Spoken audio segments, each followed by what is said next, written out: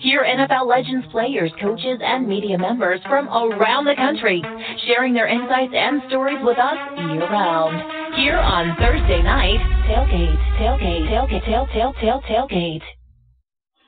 All right, and now back with us here on Thursday Night Tailgate is Doug Nettles. Let me give you some background on Doug. He is from Panama City, Florida, played his college ball at Vanderbilt. He was a fifth-round draft pick by the then Baltimore Colts in 1974, and he played in the NFL from 74 to 1980 with the Colts and the Giants. And we are very excited that he is back with us again tonight here on Thursday Night Tailgate. Hey, Doug, Chris, and Bob, thanks for coming back on the show. Hey, Doug. Hey, guys, how you doing? It's been a while. Yes, it has. How have you been, my friend? Yeah, pretty good. I mean, when you guys first started, I came on the show years ago. Yes, sir. You sure did. Yeah. I was just sitting there listening to Craig talking about, and he was talking about old time. He liked talking about old time football. And I was just thinking, I said, what does that make me? Stone Age football? You were just a little, you exited as he entered, so it's not like you're that far removed.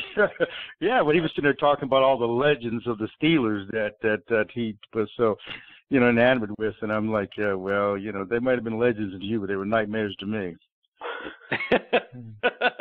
To that end, let's start there, Doug. Right? Because you came along with the Colts in the mid '70s, right? So I mean, you had some great teams. You had a lot of good talent. You had the Bert Joneses and the Lydell Mitchell and Roger Carr, Raymond Chester on offense. You had yourself and Bruce Laird and Mike Curtis and Rick Volk and John Dutton, Lloyd Mumford. You had a lot of talent. It just seems like you guys had the unfortunate luck, if you will, of being in the mid '70s when the Dolphins were great, the Steelers were great, the Raiders were great, and it was tough. It was tough going up against those teams. But talk about what that was like. You guys were right there. Right, we were. I mean, you're absolutely right. It was like going against these legendary teams with the Steelers and the Raiders, and you throw in some of the others. They had great teams. I mean, just in our conference alone, we had, New England and Sam Cunningham and that group. And then, you'd go up with, New York with the Jets, and then, Namath was the tail end of his career, but very effective. The Dolphins, that was basically their 17-0 team. And, but, when we ventured out and we finally got into the playoffs those 3 years, we ran into Pittsburgh twice in Oakland, in '77. So it was like, and I remember talking about that '77 game with Oakland, having a conversation with Gene Upsall one time, and I was like, what do you remember about that game? And he basically said it was just probably as close to death as you can come and still be alive. So it was, and I always tell people, they say, well, what was it like? I said, well, I'll tell you what, we didn't have any rules, and the referees were basically there to make sure nobody brought a gun on the field. That was all they did. No doubt. And to that end, talking about how rough it was, Mike Curtis was an unbelievable player. Was he as crazy as he was portrayed to be? Mad Dog Curtis. When we got there, I remember when we first came in, John Dutton, Fred Cook, and I were starting on defense, and that year in 1974, we were 3 rookie starters. And I remember Nelson Muncie, the other corner was me at the time, told me, he said, you have to sit next to him. I said, why? What do you mean I have to sit next to him? You're 31. He said, but no, I have seniority, so I don't have to sit next to him. You do. And so I was 30, he was 32. And so he said, well, I'll tell you what, I'll give you some advice. When he takes his, when he's finally getting ready to go out on the field, he'll take his teeth out of his mouth. He's lost all those front teeth. And when he takes those teeth out of his mouth, puts them in that little case of his, that's when you get away from him. So right before our first game, I remember going over and sitting next to Fred Cook across the other side of the locker room. He said, what are you doing over here? I said, I was told to get away from Mike. He said, well, why? I said, I don't know. We're going to see. And this is the absolute truth. He would sit there, and all of a sudden he'd sit down, and he'd have his helmet in his hands, and he would at first he's just swinging the helmet. And then all of a sudden the helmet would stop swinging, and you see his face just turn into a bright shade of red. And blood was literally dripping to his eyes. And he would have this cold stare. And then I remember Snellenberger calling us up and said, okay, guys, we're going to introduce the defense. And so you guys stay back. So everybody piled out except for us. and we were standing there looking at him, and all of a sudden he stood up and looked at us and gave us this look that scared the hell out of us. And we ran out of the locker room, and it was like, I remember Fred looking at me and says, and we are going to play with him. Think about the ones who are going to play against him. Mm-hmm. And he was, and I'll tell you another, O.J. Simpson was definitely afraid of him. He came up to me, he was scared to death of him. He came up to me one day, I think it was maybe in 74 or 75, and I remember we were playing in Baltimore, and Juice came up to me and said, he says, Nettles, I said, what? He said, how's Mike? And so I was just going to have a little fun with him. I said, well, he's not in a good mood. He said, what's wrong? I said, I like you. And he looked at me, and his eyes got big, and when their offense came on the field, Juice wasn't on the field. And when I looked over in the field, he was on the sideline.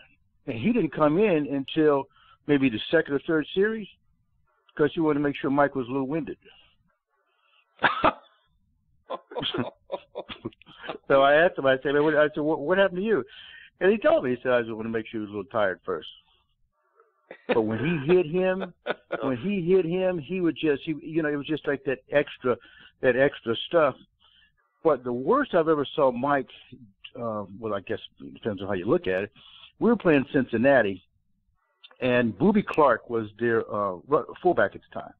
It was right before halftime, and they were just trying to run the clock out, I guess. So Boobie came through there, and Mike tried to tackle him. He just ran over Mike.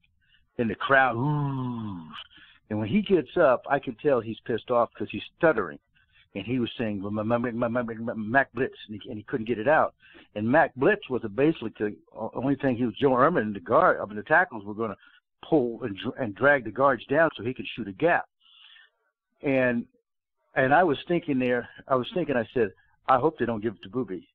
And I remember Isaiah Curtis and I was sitting there, and Isaiah just kind of walked off the line. And when he did, we both were looking at the play. And sure enough, Mike shot this gap. And when he shot that gap, he took his right forearm and put it up under Boobie's chin. And Boobie was prone in midair when he jacked him back and slammed him down on the ground. I remember it was the early part of the season because the baseball infield was still there. And he hit and the dust just rose up. And Mike gets up and stands over Boobie, and Boobie's just out cold.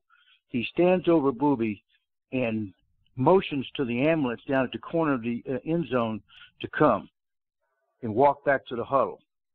Boobie never played again. Is that right? Oh, yeah. As a matter of fact, I saw him that summer at a dedication for Bob Case in Jacksonville, Florida. And Boobie was from Florida. And so I said, man, the last time I saw you, man, they were putting you in a wagon. He said, yeah. He said, man, I don't know what's going to happen. He said, you know that lick we all are afraid of? I said, yeah. He said, I think I might have it. And so he did go back to training camp and retired. That was it. Wow. The dude scared us. He was a monster. He had 5 career interceptions. 4 of them came off Richard Todd, Steve Grogan, Brian Sipe, Terry Bradshaw. Pretty good quarterbacks. Pretty good 4 quarterbacks to get 4 of your 5 picks off of. Yeah, I think I got lucky. Or they got tired, one of the two. And Doug, I wanted to, I think I might have asked you this in the past, but that 74 season, your rookie season in Baltimore, it was a tough year, not a great team, but when Marchibroda took over, they became, from 75 through 77, the Colts were one of the better teams in football. There's no question about it. Do you give a lot of the credit to Marchibroda? I mean, every guy we talked to kind of liked him. Definitely liked playing for him. As far as X's and O's, did he have a good staff? Was it just the maturity of players? Talk to us about that 3-year stretch there. Ted, I think Ted was you're absolutely right. Ted was a great X and O's guy. He was he was a nice guy. I think players liked him, but I think that he was able to put together great staffs throughout his career. Maxie Bond, another guy who I think should be in the Hall of Fame. For his career, not only as a player, but with us and the Ravens, I think that he deserves that consideration. But Ted was great. But I think the name that you guys are missing is Joe Thomas. Yeah. Joe's the one that put together that team. He put together, if you remember, he put together the Dolphins, he put together us, he put together Minnesota, San Francisco. Everywhere he went, he all of us put together the nucleus of what those teams would later become. And I remember in '75 we were, 1-4, and Joe comes in and stands up on the table and says, these are all first round draft choices and college All-Americans. There's no reason we should be playing like this. And he said, and he basically said this. He said, I put together teams all over the NFL, and I'll put together another one. I'll get rid of every last one of y'all, unless you win 9 straight games to get into the playoffs. And we did. We won 9 straight games and got into the playoffs. And so he went to Europe, and we couldn't be found for 6 months during the contract negotiations. But that's when it all started, was in '75. And again, the nucleus of our team with Bert Jones, Raymond, Roger Carr, Glenn Dowdy on offense. And then when we got George Coons from Atlanta, that was a big plus for us because it added some solidity to the offensive line. And then our defense with the Joe Ehrman, Dutton, Cook, and Barnes, that's what they would call this. I guess that's one of those days when they were kind of giving names to units, and they called them the Sack Pack. Then we had Mike, Stan White, and then we got Tom McLeod on the outside. And then our secondary with me, Nelson, Bruce Laird, and then we had Jackie Wallace, and later we had I can't think of his name now, but it was a pretty good unit of people. But we just ran up into great teams. But Ted was a great architect of those offenses, as he later known from us, but later went on to Buffalo and the Ravens. But he was a great guy, and I remember when he passed away, I was really, it's one of the few times that you hang your head and shed a tear, because he was such a great man to a lot of us.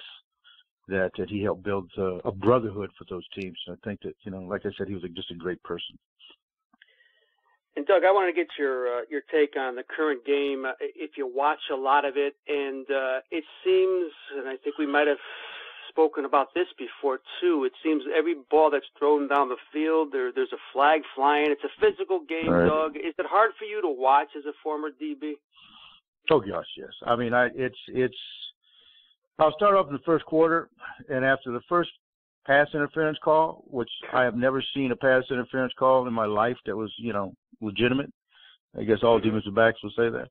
And then it turns me off, and it's obvious. I remember McNally coming to our training camp the year that they changed the rules from the bump and run, and basically.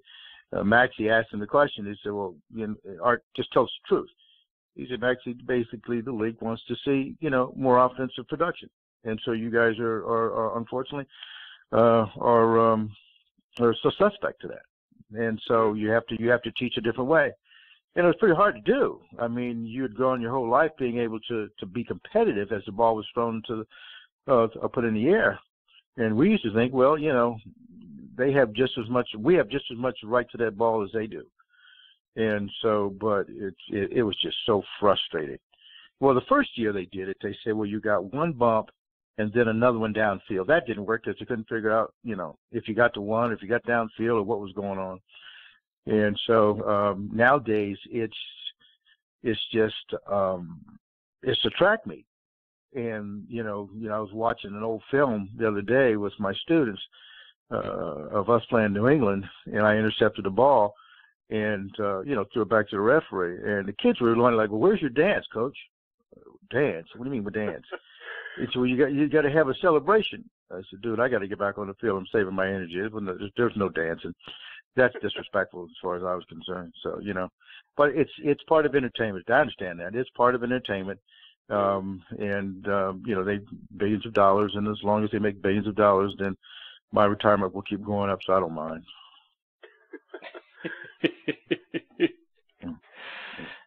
Doug, a couple more before we let you go. And one of the issues that I have with the Colts organization is everyone in their ring of honor was a guy who played on offense. No defensive guys. have been inducted. Right. We've been campaigning for years for our good friend Jeff Harrod, who was a very underrated linebacker for the Colts in the 90s. But and no disrespect to Reggie Wayne, who's going in this year. But, I mean, where's the love for the defensive guys? You had some good defensive players over the course of the years, but they just want to recognize the offense. That's right. Well, you know, the old Colts, they had Marchetti and Donovan, but, you know, since then, I mean, there's and, you know, well, I guess if you want to call Hendricks, he was an old coach too. So, but, you know, but there's none of the modern day Indianapolis or Baltimore, later the 70s and 80s Baltimore coaches have gone in as defense. And I think that's because those teams weren't known as defensive teams. You know, I guess you have to have that notoriety for people to look at you in that respect. But it's, you know, I really don't, to be honest with you guys, I really don't have a whole lot of respect for the whole Hall of Fame system nowadays. I think it's more of the guys who were flashy, the entertainers, the ones who, and a lot of people, you know, to be honest with you, a lot of people say it's the guys who go into the media afterwards that they're able to you know, politic their way around as their new colleagues, that they get into the Hall of Fame. You know, it took Art Monk years to get in the Hall of Fame, where guys were who didn't have as great a production career as Art did, but, you know, luckily finally got in. And then you have my generation of guys out of the 70s. You know, television really sparked in the 80s and 90s, and the 60s and 70 guys. I think that when they have to go back to that, to the old, I don't know what they call them, old timers, that they do really have to take a look back and create a separate categories for the 60s and 70s, because those were the 20 years that made the league. And I think they're grossly overlooking those guys like Mike Curtis and Maxie Vaughn, Bobby Boyd and guys like that, you know, and guys who played in the 70s that were really, really good players. But we didn't have that television notoriety back then.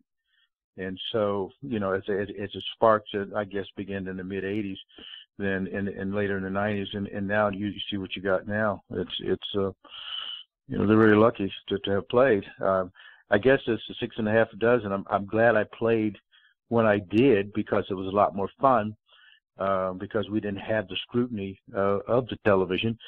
But I guess that's an oxymoron, the fact that, you know, what I'm asking for, you know, I didn't get, but what I did get, you know, I was thankful for. It was just the money. You know, I wish that we'd have been paid what these guys paid, you know, are getting paid today. But, you know, it is what it is. So I'm happy for them. Like I said before, you know, as long as they keep making money, my retirement will keep going up. So, Doug, update us on what you're doing now. Well, yeah, I'm still teaching school. You know, when I got out of ball, I went into medical sales for about 18 years and did that for a while. But I always had a passion to teach. You know, I had a camp down in Panama City years ago, and was a Children's Home Society. And then I, you know, kind of got onto that bandwagon of teaching. And so I've been teaching at a school here in Bethesda, Maryland for the last 15 years.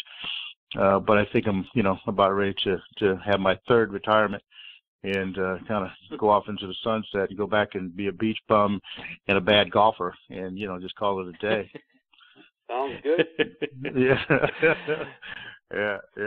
So, Doug, how can our listeners, is there a way for our listeners to stay up to date with what you're doing? Are you on social media? Yeah, you know, I was listening to Craig talk about social media moron. I guess I'm the same way. I guess we're all these old guys don't really kind of keep up with that. Outside of my daughter kind of keeping up with me. But you know, I'm on Instagram and Facebook and that sort of thing. But, you know, they can reach me at Landon School here in Bethesda, Maryland. But, yeah, I'm on social media and Instagram at Vandy1970. You know, so that's the way they can keep up with me. Well, Doug, thank you so much for taking time out of your night to come back and join us on the show. It's been great catching up with you. We hope you'll come back and do it again real soon and share more of your stories and insights with us. That'd be great. I'm just sitting here tonight watching the rain and waiting on this big, you know, windstorm we got coming tomorrow. So Hopefully I'll be around next time. We hope so, too. You stay well. Take care. All the best to you and your family. You guys, too. Thank you very much. Talk to you guys later. Good night, Doug. All right, take care. Thank you, Doug. As former Colts defensive back Doug Nettles, and that story, Bob. When you look at a guy like Mike Curtis, I always heard it, and read about that he was crazy. Clearly, the stories were all true. Yeah, and I used to follow those Colt teams of the '70s pretty closely, and it was fun to watch. The old Memorial Stadium, Chris. It was Orioles and Colts. Great games, great memories down there, and I was lucky enough to visit the place a few times. And yeah, great to speak with Doug. Very intelligent man, and he's deserved his third retirement, right? Yes, he does. All right, when Bob and I come back, we'll be turning on the Thursday Night Tailgate Spotlight on the Positive. Hear which players are doing great things in their communities. We'll do all that. We'll wrap up the show on the other side of these words from our friends over at the Salt Creek Golf Retreat and Doubleback Winery.